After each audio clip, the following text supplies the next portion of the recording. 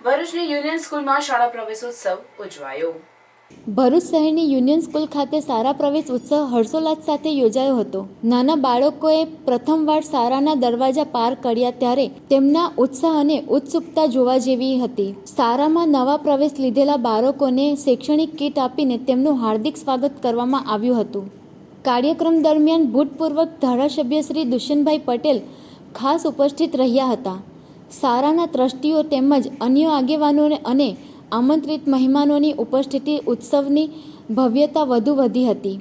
પૂર્વ ધારાસભ્ય દુષ્યંત પટેલ પોતાના સંબોધનમાં શિક્ષણના મહત્વ પર પ્રકાશ ફેંકતા જણાવ્યું કે નાનપણથી જ શિક્ષણના સારા સંસ્કાર મળે તો બાળકનું ભવિષ્ય શાસ્ત્રોમાં, સંશોધનમાં અને સમાજ સેવામાં ઉજળું બની શકે છે।